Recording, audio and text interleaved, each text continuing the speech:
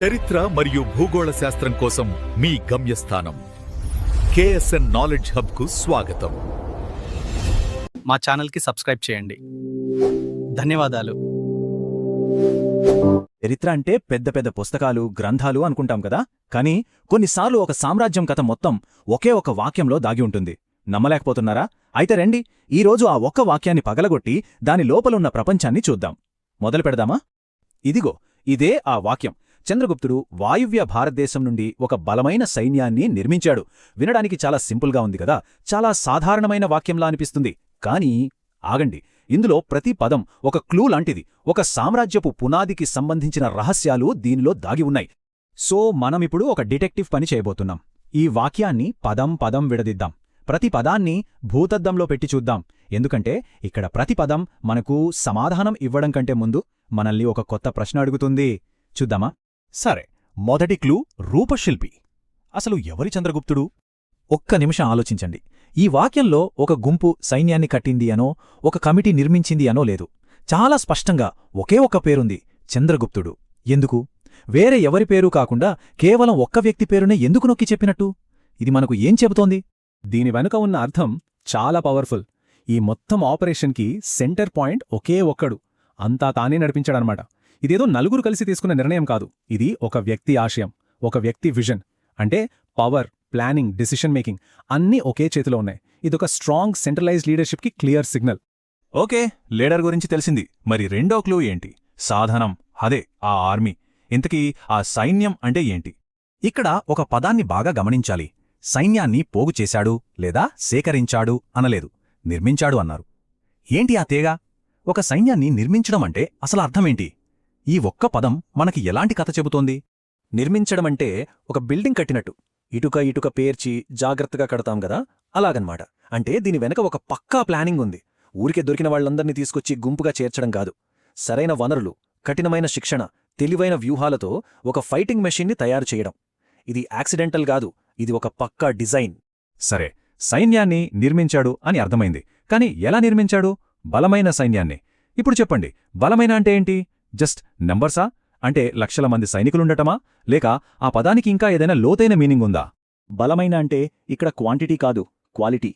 అంటే వాళ్ళ చేతిలో ఉన్న ఆయుధాలు, వాళ్ళకిచ్చిన ట్రైనింగ్, వాళ్ళ డిసిప్లిన్. సో దీన్ని బట్టి మనకు చాలా క్లియర్గా అర్థమయ్యేదేంటంటే చంద్రగుప్తుడు ఒక మాబ్ని కాదు, ఒక ప్రొఫెషనల్ ఫైటింగ్ ఫోర్స్ను తయారు చేశాడు. అతని ఫోకస్ అంతా నాణ్యతపైనే, సంఖ్య మీద కాదు. రైట్, నాయకుడు, సైన్యం. ఇప్పుడు మూడో క్లూ లొకేషన్. ప్రత్యేకంగా వాయువ్య భారతదేశం అని ఎందుకు మెన్షన్ చేశారు? ఇంత పెద్ద దేశం ఉంది, మరేదో ప్రదేశం ఎందుకు కాదు? స్పెసిఫిక్గా వాయువ్య భారతదేశం అని ఎందుకు చెప్పారో? అసలు సైన్యాన్ని ఎక్కడ తయారు చేస్తున్నారనేది అంత ఇంపార్టెంటా? దాని వెనుక ఏదైనా పెద్ద స్కెచ్ ఉందా? ఖచ్చితంగా ఉంది. వార్లో జాగ్రఫీనే స్ట్రాటజీని డిసైడ్ చేస్తుంది. ఆ రోజుల్లో వాయువ్య భారతదేశం అంటే ఒక మిలిటరీ హాట్స్పాట్. ఎప్పుడూ విదేశీ దండయాత్రలు, రకరకాల యుద్ధ విద్యలు కలిసే ప్రాంతం. Best fighters, latest war techniques అన్నీ అక్కడే దొరికేవి. సో ఆ లొకేషన్ సెలెక్ట్ చేయటం అనేది యాదృచ్ఛికం కాదు, అది ఒక మాస్టర్ స్ట్రోక్. సరే, మన దగ్గర ఇప్పుడు 3 కీలకమైన ఆధారాలున్నాయి. ఇప్పుడు వాటన్నింటినీ కలిపి చూద్దాం, ముగింపుకి వద్దాం. సో ఈ పజిల్ మొక్కలన్నీ కలిపితే మనకు ఎలాంటి చిత్రం కనిపిస్తోంది? ఒకే ఒక్క విజన్ ఉన్న లీడర్, క్వాలిటీకి ఇంపార్టెన్స్ ఇస్తూ చాలా స్ట్రాటజిక్గా ఒక లొకేషన్ ఎంచుకుని ఒక పవర్ఫుల్ ఆర్మీని పక్కా ప్లాన్తో నిర్మించాడు. చూసారా? ఇదంతా మనం ఎక్కడ్నుంచి తెలుసుకున్నాం? జస్ట్ ఆ ఒక్క సింపుల్ సెంటెన్స్ నుంచే. అందుకే చరిత్రను అర్థం చేసుకోవటానికి ఎప్పుడూ 100 పేజీల పుస్తకాలు తిరిగేక్కర్లేదు. కొన్నిసార్లు ఒకే ఒక్క వాక్యం చాలు. ఆ ఒక్క వాక్యం వెనుక ఒక నాయకుడి ఆశయం, ఒక పెద్ద సామ్రాజ్య నిర్మాణానికి వేసిన పునాది, ఇవన్నీ దాగి ఉంటాయి. అయితే ఒక చివరి ప్రశ్న. ఇంత పక్కా ప్లానింగ్తో ఇంత పవర్ఫుల్ ఆర్మీని నిర్మించారంటే దానికో పెద్ద ఉద్దేశం ఉండే ఉంటుంది. ఏదో చిన్న పని కోసం కాదు. ప్రతి సైన్యం వెనుక ఒక లక్ష్యం ఉంటుంది. మరి చంద్రగుప్తుడి లక్ష్యం ఏమై ఉంటుంది? ఆలోచించండి. నమస్కారం. ఎప్పుడైనా అనిపించిందా చరిత్రలో పెద్ద పెద్ద సామ్రాజ్యాలు చిన్న చిన్న శక్తుల చేతిలో ఎలా ఓడిపోయాయని? ఈ విశ్లేషణలో ఆ రహస్యమేంటో తెలుసుకుందాం. అవును, కొద్దిమంది చాలామందిని ఎలా ఓడించగలరో ఈ ప్రశ్న వేల సంవత్సరాలుగా ఎంతోమంది వ్యూహకర్తల్ని, రాజుల్ని ఆలోచింపజేసింది. అంటే సైన్యం తక్కువగా ఉన్నా, ఆయుధాలు పెద్దగా లేకపోయినా గెలవడం ఎలా సాధ్యం? దీనికి సమాధానం కేవలం ధైర్యం మాత్రమే కాదు, అసలైన సమాధానం ఒక తెలివైన వ్యూహంలో దాగి ఉంది. సరే, ఈ పజిల్లోని మొదటి ముక్క ఊహించని శక్తి. ఇది నేరుగా వెళ్లి ఢీకొట్టే బలం కాదు, ఇది శత్రువుని కన్ఫ్యూజ్ చేసి వాళ్ళని అస్థిరపరిచే ఒక అద్భుతమైన శక్తి అనమాట. అదే గెరిల్లా యుద్ధం. చూడండి, ఇది ఫేస్ టు ఫేస్ ఫైట్ కాదు. ఒక రకంగా చెప్పాలంటే నీడల చాటు నుంచి చేసే యుద్ధం. చిన్న చిన్న బృందాలేం చేస్తాయంటే పెద్ద సైన్యానికి వెళ్లే సప్లైస్ని అడ్డుకుంటాయి, వాళ్ళని అలసిపోయేలా చేస్తాయి. వాళ్ళ ప్రధాన ఆయుధమేంతో తెలుసా? వేగం. సో ఈ గెరిల్లా వ్యూహం ఎలా పనిచేస్తుందంటే సింపుల్గా 4 స్టెప్స్. 1 సడన్గా అటాక్ చేయి. 2 వాళ్ళ సప్లైస్ని నాశనం చేయి. 3 వెంటనే అక్కడ్నుంచి మాయమైపో. 4 మళ్ళీ ఇదే రిపీట్ చేయి. దీని వెనుక ఉన్న అసలు ప్లాన్ ఏంటంటే ఒకేసారి పెద్ద యుద్ధంలో గెలవడం కాదు, చిన్న చిన్న దెబ్బలు కొడుతూ శత్రువుని మెంటల్గా ఫిజికల్గా వీక్ చేసి వాళ్లలో పోరాడాలన్న ఇచ్చనే చంపేయడం. అయితే ఇక్కడొక ప్రశ్న వస్తుంది, కేవలం ఈ అటాక్స్ చేస్తే సరిపోతుందా? అంటే ఎక్కడ పడితే అక్కడ ర్యాండమ్గా దాడులు చేస్తే ఎంతవరకు లాభం? అదే కరెక్ట్గా ఎక్కడ కొట్టాలో తెలిస్తే ఎలా ఉంటుంది కదా? ఈ ప్లాన్లో ఇంకేదో మిస్ అవుతున్నట్టు అనిపించట్లేదా? ఇక్కడే వస్తుంది మన సమాధానంలో రెండో భాగం. అది చాలా కీలకమైనది. ఇది కంటికి కనిపించని ఒక ఆయుధమన్మాట. దీనికి స్ఫూర్తి ఎవరో తెలుసా? మన ప్రాచీన భారతదేశపు గొప్ప వ్యూహకర్త చాణక్యుడు. ఆయన రూపొందించిన ఇంటెలిజెన్స్ సిస్టమ్. చూడండి, చాణక్యుడి ఇంటెలిజెన్స్ నెట్వర్క్ అంటే కేవలం స్పైస్ని పంపించి సమాచారం తెచ్చుకోవడం కాదు, అంతకు మించి ఇది చాలా యాక్టివ్ సిస్టమ్. అంటే శత్రువు గురించి తెలుసుకోవడమే కాదు, వాళ్ళ ఆలోచనల్నే మార్చేయడం, వాళ్లలోనే ఒకరిపై ఒకరికి అనుమానాలు పుట్టించడం, చివరికి మొత్తం యుద్ధాన్ని కంట్రోల్ చేయడం. అది దీని ప్లాన్.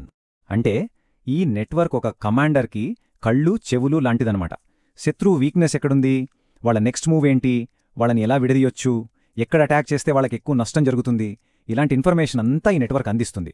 అప్పుడు గెరిల్లా దాడులు ఇంకా పక్కాగా జరుగుతాయి. సరే, ఇప్పుడు ఈ 2 మొక్కల్ని కలుపుదాం. ఒకవైపు గెరిల్లా దాడుల ఫిజికల్ పవర్, మరోవైపు ఇంటెలిజెన్స్ యొక్క బ్రెయిన్ పవర్. ఈ రెండూ కలిస్తే ఏమవుతుంది? ఒక మ్యాజిక్ లాంటిది జరుగుతుంది. మన బలం అమాంతం పెరిగిపోతుంది. ఒక్కసారి ఆలోచించండి, ఇంటెలిజెన్స్ లేకుండా గెరిల్లా అటాక్స్ చేయడమంటే చీకట్లో బాణం వేయడం లాంటిది. కొన్ని టార్గెట్కి తగలొచ్చు, కాని చాలా వరకు వేస్ట్ అయిపోతాయి, రిస్క్ ఎక్కువ. అదే సరైన ఇంటెలిజెన్స్తో కలిపితే అప్పుడు ప్రతి దాడి ఒక సర్జికల్ స్ట్రైక్ లాంటిది, చాలా పక్కాగా, తక్కువ రిస్క్తో, ఎక్కువ ఇంపాక్ట్తో ఉంటుంది. సో చూసారా, విజయానికి అసలైన ఫార్ములా ఇదే. ఊహించని అటాక్, దాని వెనుక పక్కా ఇన్ఫర్మేషన్. ఈ కాంబినేషన్ ఎప్పటికీ వర్కౌట్ అయ్యే ఒక టైమ్లెస్ స్ట్రాటజీ అనమాట. బలహీనులను కూడా గెలిపించే మంత్రం ఇదే. అంటే ఇక్కడ మనం గుర్తుపెట్టుకోవాల్సిన విషయం ఏంటంటే ఇది బలానికి సంబంధించిన విషయం కాదు, తెలివికి సంబంధించినది. మీ బలాన్ని పెంచుకోవడం కన్నా శత్రువుని వ్యూహాత్మకంగా గుడ్డివాణ్ణి చేయడం చాలా ముఖ్యం. వాళ్ళకేమీ కనిపించినప్పుడు, ఏమీ ఆలోచించలేనప్పుడు వాళ్ళ దగ్గర ఎంత పెద్ద సైన్యమున్నా వేస్ట్.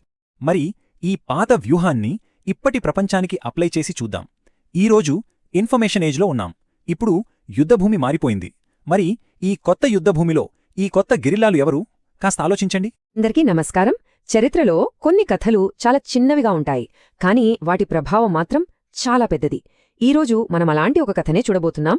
కొన్ని మాటలోనే ఒక పెద్ద సామ్రాజ్యం ఎలా అంతమైందో చెప్పే కథ ఇది. సరే, ఆలోచిద్దాం. ఒక రాజవంశం ఎలా అంతమవుతుంది? ఇది చాలా పెద్ద ప్రశ్న కదూ. కాని కొన్నిసార్లు సమాధానం పెద్ద పెద్ద పుస్తకాల్లో ఉండదు, కేవలం కొన్ని పదాల్లోనే దాగి ఉంటుంది. మనం ఇప్పుడు తెలుసుకోబోయే కథ సరిగ్గా అలాంటిదే. ఈ కథలో ఒక ముఖ్య పాత్ర ఉంది.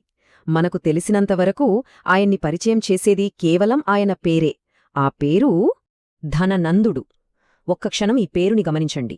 ముందు వెనుక ఎలాంటి కథ లేదు, వివరణ లేదు, కేవలం ఒక పేరు. ఈ పేరులోనే ఏదో శక్తి, ఏదో తెలియని రహస్యం ఉన్నట్లనిపించడం లేదా? అసలు ఈ వ్యక్తి ఎవరు? ఇక్కడే కథలో అసలైన మలుపుంది. మనకు లభించిన ఆధారాల్లో ఈయన జీవితం గురించో, ఆయన పాలన గురించో, ఆయన గెలుపుల గురించో ఒక్క మాట కూడా లేదు. కేవలం ఆయన ముగింపు గురించే ఉంది.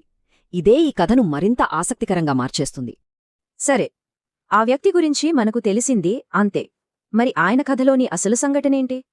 మన దగ్గరున్న ఆధారం అసలు ఏం చెబుతోందో ఇప్పుడు చూద్దాం. మనకు దొరికిన ఆ ఆధారంలో ఉన్నది ఇదే: ధననందుడి ఓటమి. ఓటమి ఒకే ఒక్క పదం, కాని ఈ చిన్న పదంలోనే ఒక సామ్రాజ్య పతనం, ఒక రాజు అధికారం కోల్పోవడం లాంటి ఎన్నో విషయాలు ఇమిడి ఉన్నాయి. మరి ఆలోచించండి, ఒక రాజుకు ఓటమి అంటే నిజంగా దాని అర్థమేంటి? కేవలం ఒక యుద్ధంలో ఓడిపోవడమేనా? లేక అంతకంటే ఇంకేమైనా ఉందా? దాని పర్యవసనాలు ఎంత భయంకరంగా ఉంటాయి చూడండి. ఓటమి అంటే కేవలం ఒక యుద్ధంలో ఓడిపోవడం కాదు, అధికారాన్ని, హోదాను, మొత్తం నియంత్రణను అన్నింటినీ కోల్పోవడం. ఒక చక్రవర్తికి ఇది ముగింపుకు ఆరంభమన్నమాట. వాళ్ల ప్రపంచం అక్కడితో కూలిపోతుంది. వాళ్ల కథ ముగింపు దశకు చేరిందని చెప్పడానికి ఇదొక ఖచ్చితమైన సంకేతం. ఇప్పుడు కథ చివరి అంకానికొచ్చేసింది. ఓటమి తర్వాత ఏమైంది? మనకు లభించిన ఆధారం ప్రకారం కథకు చాలా వేగవంతమైన, ఇంకా చెప్పాలంటే చాలా క్రూరమైన ముగింపుంది. గమనించండి, 2 దశలు. మొదటిది పదవిచ్యుతుడయ్యాడు, అంటే అతని అధికారాన్ని లాగేసుకున్నారు. రెండవది చంపబడ్డాడు, అతని ప్రాణాల్ని తీసేశారు. ఎంత వేగంగా, ఎంత కఠినంగా జరిగిపోయిందో కదా. ఇక చర్చల్లేవు, రెండో అవకాశం లేదు. అంతే, సమాప్తం. ధననందుడి కథకు ఇది సంపూర్ణమైన, ఎలాంటి సందేహానికి తావులేని ముగింపు. కేవలం కొన్ని మాటల్లో ఒక రాజు జీవితం ముగిసిపోయింది. అయితే ఇక్కడే ఒక పెద్ద ప్రశ్న మొదలవుతుంది. చరిత్ర మనకు ఇంత తక్కువ చెప్పినప్పుడు చెప్పకుండా వదిలేసిన విషయాలు ఇంకెన్నుంటాయి? ఆ కొన్ని మాటల వెనుక ఎన్ని యుద్ధాలు, ఎన్ని కుట్రలు, ఎంతమంది జీవితాలు, ఇంకెన్ని కథలు దాగి ఉన్నాయో? కొన్నిసార్లు చరిత్ర చెప్పిన దానికంటే చెప్పనిదే ఎక్కువ ఆసక్తిగా ఉంటుంది. ఏమంటారు? ఒక్కసారి ఆలోచించండి. చరిత్రనే మార్చేసిన ఒక పెద్ద కథ కేవలం కొన్ని పదాల్లో ఇమిడిపోతే భలే ఉంటుంది కదా. ఈరోజు మనం సరిగ్గా అలాంటి ఒక చిన్న వాక్యం వెనకాల దాగున్న ఒక పెద్ద సామ్రాజ్యపు కథను చూడబోతున్నాం. కొన్ని పదాలు ఒక యుగానికి ఎలా ముగింపు పలికాయో చూద్దాం రండి. అసలు ఒక నగరం కూలిపోతే ఒక కొత్త సామ్రాజ్యం ఎలా పుడుతుంది? అంటే ఒక విధ్వంసం నుంచి ఒక సృష్టి ఎలా సాధ్యం? ఇది ఒక రకమైన హిస్టారికల్ పజిల్ లాంటిది. అండ్ దాని సమాధానం ఒకే ఒక వాక్యంలో దాగి ఉందంటే నమ్ముతారా?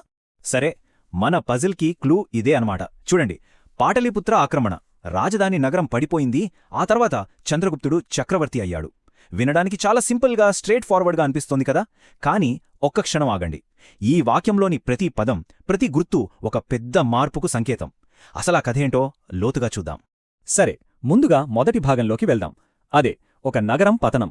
కథ మొత్తం మొదలవడానికి కారణమైన ఆ ఫస్ట్ డామినో అన్నమాట. సరే, ఈ వాక్యంలో మనకు కనిపించే మొదటి కీలకమైన పదం పాటలీపుత్ర. అసలు ఏంటి పాటలీపుత్ర?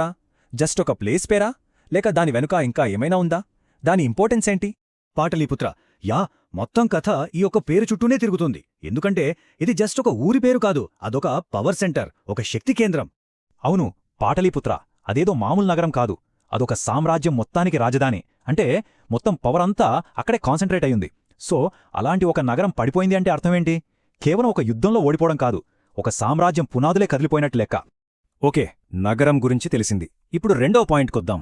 పర్యావసానం యొక్క బాణం, అంటే కాజ్ నుంచి ఎఫెక్ట్ వరకు.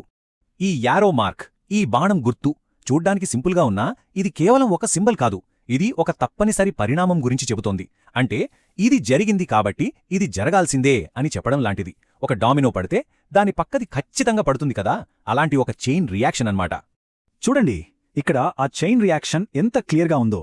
స్టెప్ 1, పాటలీపుత్రను ఆక్రమించారు. సరే, దానివల్ల ఏమైంది? స్టెప్ 2, రాజధాని పతనమైంది. మరి ఆ పతనం దేనికి దారితీసింది? అదే స్ట్రెయిట్గా స్టెప్ 3కి, చంద్రగుప్తుడు చక్రవర్తి అయ్యాడు. చూశారా, అచ్చం డామినోలు ఒకదాని తర్వాత ఒకటి పడిపోయినట్టే ఉంది. రైట్. ఇక మూడవ ఫైనల్ పార్ట్కొద్దాం. ఒక చక్రవర్తి ఆవిర్భావం. ఒక పాత కథ ముగిసి ఒక కొత్త శకం మొదలైంది. మన సోర్స్లో చివరి భాగం, చంద్రగుప్తుడు చక్రవర్తి అయ్యాడు. ఇది జస్ట్ ఎవరో ఒక వ్యక్తి పవర్లోకి రావడం లాంటిది కాదు. ఇది ఒక డ్రమాటిక్ షిఫ్ట్. మొత్తం లీడర్షిప్ మారిపోయింది, ఒక కొత్త శకం మొదలైంది.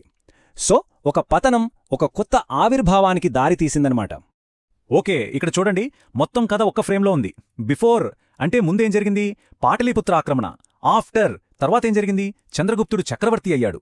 ఈ రెండింటి మధ్య తేడా ఎంత క్లియర్గా ఉందో కదా. ఇది జస్ట్ ఒక మార్పు కాదు, ఇదొక యుగ మార్పు. మళ్ళీ మనం మొదలుపెట్టిన చోటికే వచ్చాం. ఆ ఒక్క వాక్యానికి, రాజధాని నగరం పడిపోయింది, చంద్రగుప్తుడు చక్రవర్తి అయ్యాడు. ఇప్పుడు మనకు తెలుసు, ఈ సింపుల్ పదాల వెనక ఎంత పెద్ద చారిత్రక మార్పు దాగుందో. మనం దాన్ని ఎలా డీకోడ్ చేశామో చూశాం కదా.